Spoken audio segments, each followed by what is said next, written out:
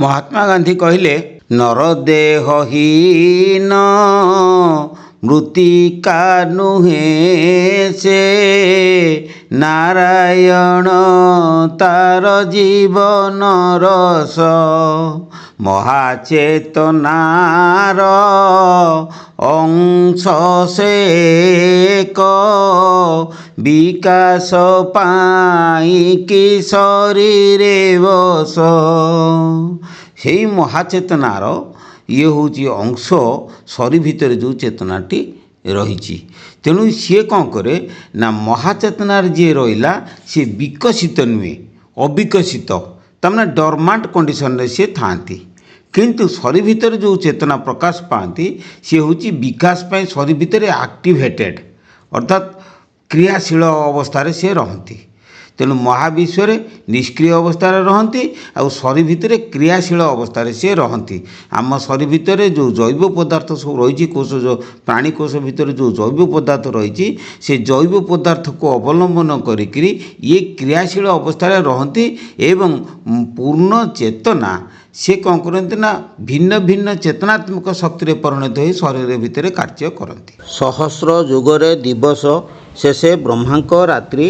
जेजन जानती से दिवा निशी बेता असंती अव्यक्तरु व्यक्त उत्पत्ति दिवा गम समय से ही अव्यक्तरे प्रलय पुनः निशा उदय बार बार भूत सकल जात दिवा गमने कर्म बसे पुनः प्रलय पार्थ रजनी लग्न मात्र से अव्यक्त श्रेष्ठ जे नित्य अव्यक्त भाव सर्वभूत नाशे न हुए से ही नाश पांडव।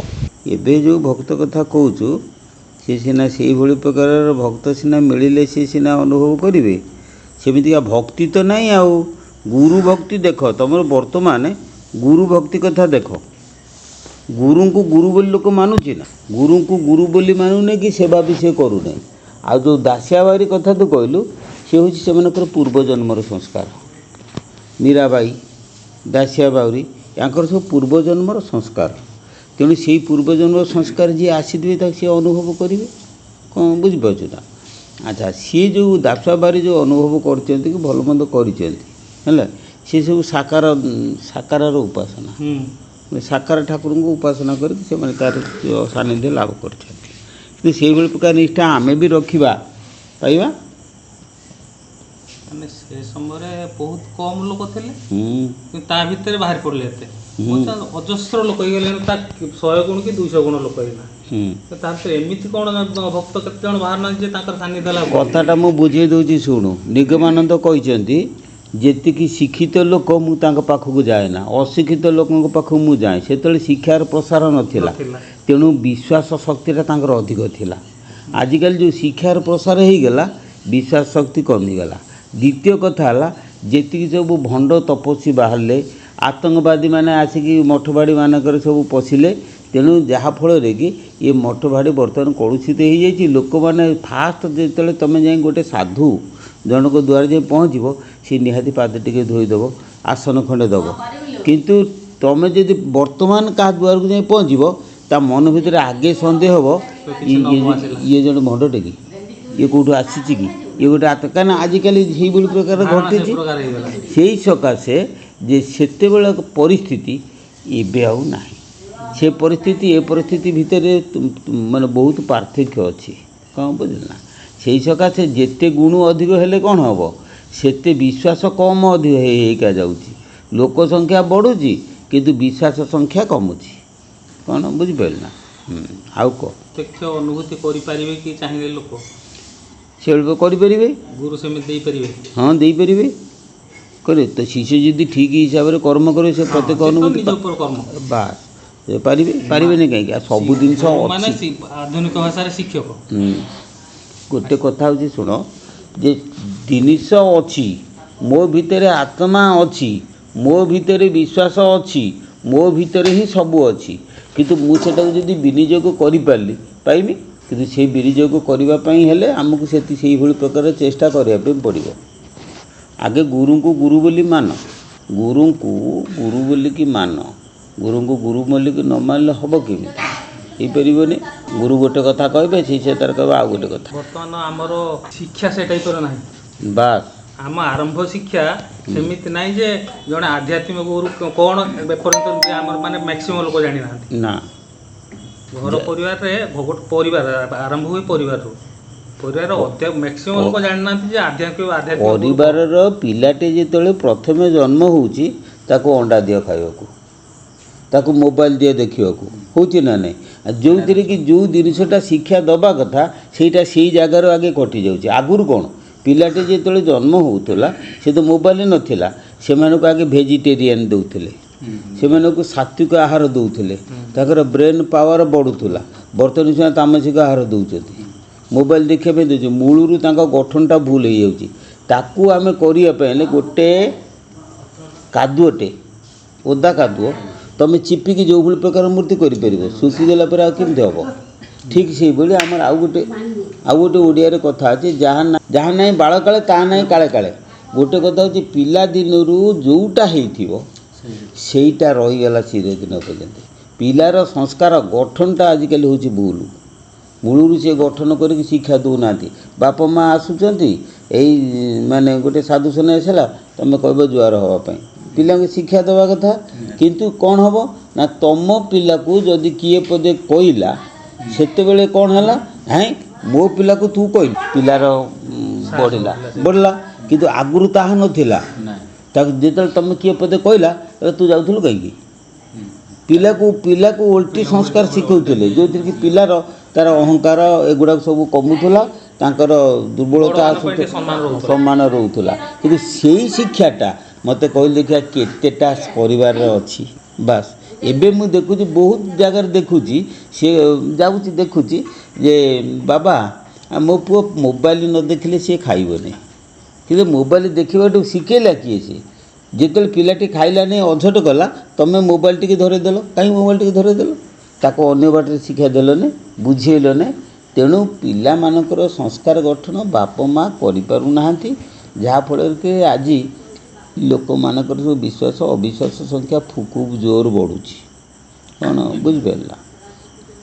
ଆଗରୁ ସବୁ ବସୁଥିଲେ, ଆମେ ମଠକୁ ଯିବା, ବାବାଙ୍କ ପାଖକୁ ଯିବା, ଭଜନ କୀର୍ତ୍ତନ କରିବା, ଯଦି କିଛି ଗୋଟେ ମଠର କାମ ହେବ ଚାଲ 5 ଜଣ ମିଶିକି ଏ ଜାଗାଟାକୁ ସଫା କରିଦେବା, ମଠଟା ହେବ।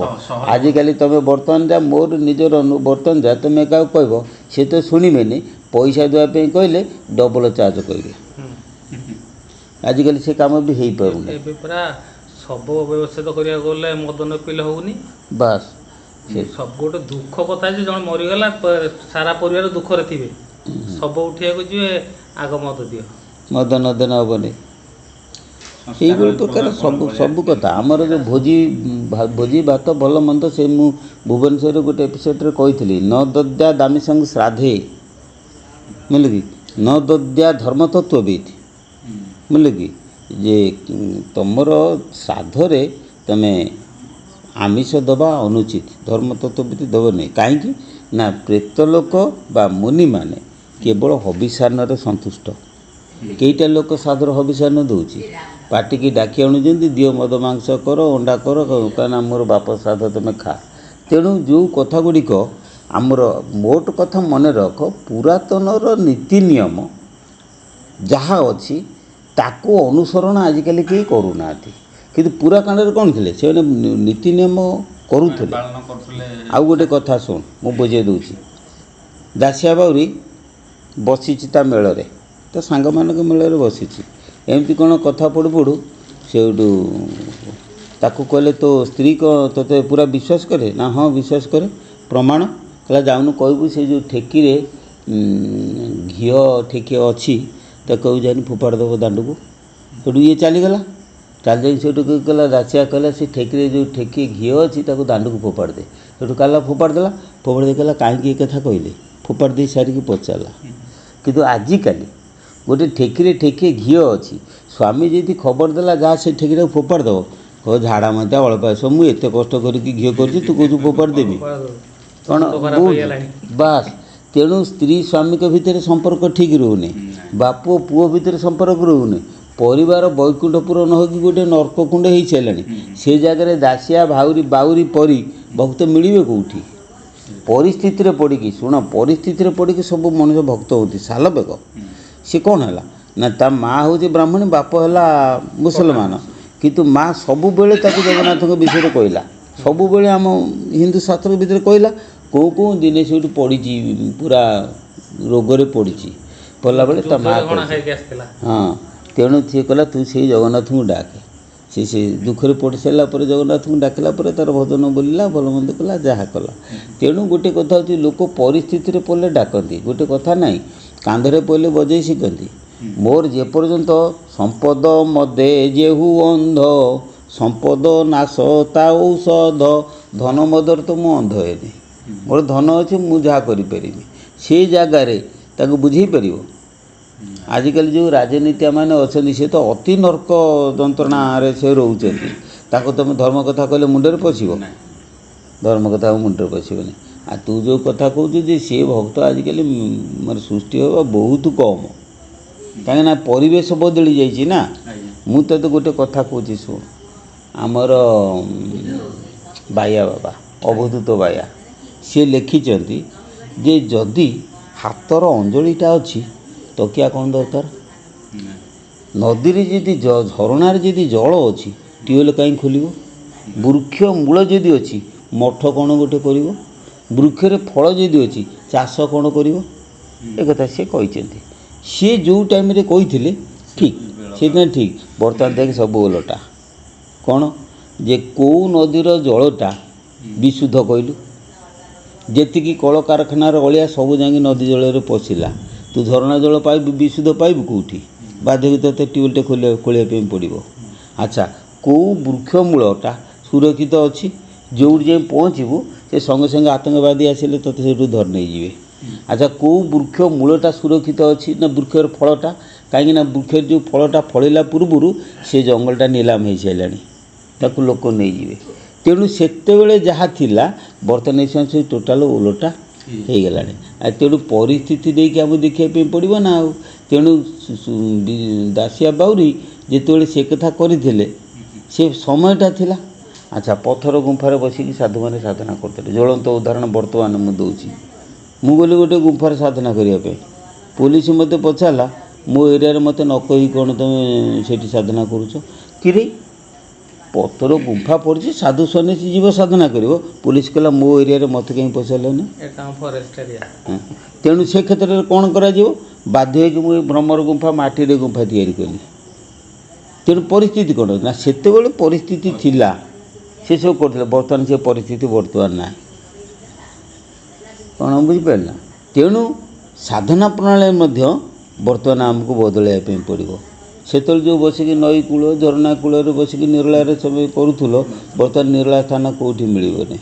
ତେଣୁ ଏ ଘର ଭିତରେ ଥାଇକି ମଧ୍ୟ ତୁମେ ସାଧନ ପ୍ରଣାଳୀକୁ ବଦଳେଇକି ତୁମେ କରିବା ପାଇଁ ପଡ଼ିବ, ନହେଲେ ହେଇପାରିବନି।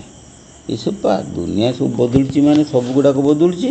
ସାଧନ କୌଶଳ ବି ବଦଳୁଛି, ସାଧନ ପ୍ରଣାଳୀ ମଧ୍ୟ ବଦଳୁଛି, ଭକ୍ତି ମଧ୍ୟ ବଦଳୁଛି, ସବୁଗୁଡ଼ାକ ବଦଳୁଛି। ପରିସ୍ଥିତିକି ନେଇକି ଆମକୁ ଚଳିବା ପାଇଁ ପଡ଼ିବ, ନହେଲେ ହେବନି। କଲିକତାରେ ଗୋଟେ ଦୋକାନ, କଲିକତା ତ ଦୋକାନ ଯେମିତିକା, ଦୋକାନ ସାମ୍ନାରେ ବକଟେ ଦଲାଣ ଭଳିଆ ଅଛି, ଠାକୁର ବସିକି ସେଇଠି ଧ୍ୟାନ କରୁଛନ୍ତି। ଧ୍ୟାନ କଲାବେଳକୁ ଗୋଟେ ପଠାଣ କ'ଣ କଲା ନା, ଗୋଟେ ଜଳନ୍ତା କୋଇଲା ଆଣିକି ତାଙ୍କ ପାଦରେ ପକାଇଦେଲା। ସେ ତ ସମାଧିତ ହେଇଯାଇଛନ୍ତି, କୋଇଲାଟା ଜଳୁଛି ତାଙ୍କୁ ଜଣା ନାହିଁ। ଲୋକ କାଢ଼ିଦେଲେ। ଲୋକ କାଢ଼ିଲା ପରେ ଯେତେବେଳେ ସେ ଧ୍ୟାନରୁ ଫେରିଲେ, ତାଙ୍କ ସେ ଜାଗାଟା ପ୍ରବଳ ପୋଡ଼ିଲା। ସେତେବେଳେ ଜଣାପଡ଼ୁଥିଲା। ଏ ଜାଗାଟା ଯେତେ ଜୋର ପୋଡ଼ିଲା, ଯିଏ ପକାଇଥିଲା ତା ଦେହଟା ଟୋଟାଲ ଜଳିଲା। ସାଧୁଜୀ ମରିଗିଆ, ସାଧୁଜୀ ମରିଗିଆ, ସାଧୁଜୀ ମରିଗିଆ। ସେଇଠୁ ଠାକୁର ତାକୁ ଭଲ କଲେ କି ଯାହା କଲେ। ତା'ମାନେ ତାର କ'ଣ ସେତିକି ଚେତନା ହେଲା ନାହିଁ ଯେ ଜଣେ ସାଧୁ ବସିଛି, ସେ ହିନ୍ଦୁ ହେଉ ମୁସଲମାନ ହେଉ ଯିଏ ହେଉ, ଜଣେ ସାଧୁ ବସିଛି, ଏ କଥାଟା କରିବା ଠିକ୍ ନାହିଁ। ତା ଅନ୍ତରରେ ସେଇଟା ଜାଗ୍ରତ ହେଲା। ତେଣୁ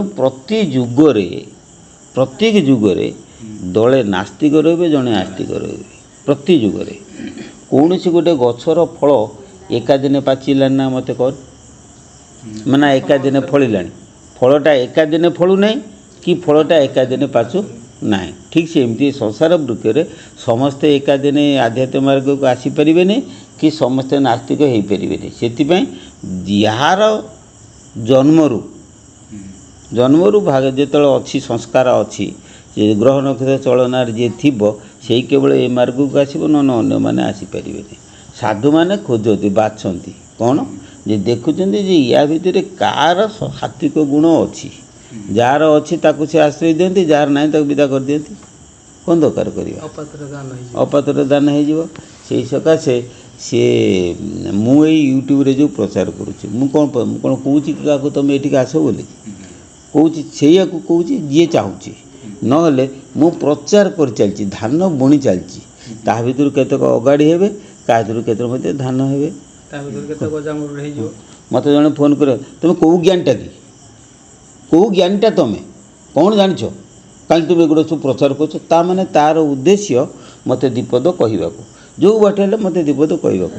5 ଥର ନାମ ସ୍ମରଣ କରିଦେଲି, ମୋର ନୀରବ ରହିଲି, କ'ଣ ଦରକାର?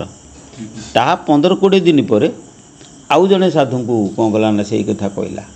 କହିସାରିଲା ପରେ ସେ ଥାନାରେ ଏଫଆଇଆର ଦେଲା, ଯାଇକି ବର୍ତ୍ତମାନ ଜେଲ୍ ଭୋଗୁଛି, ସଢ଼ୁଛି।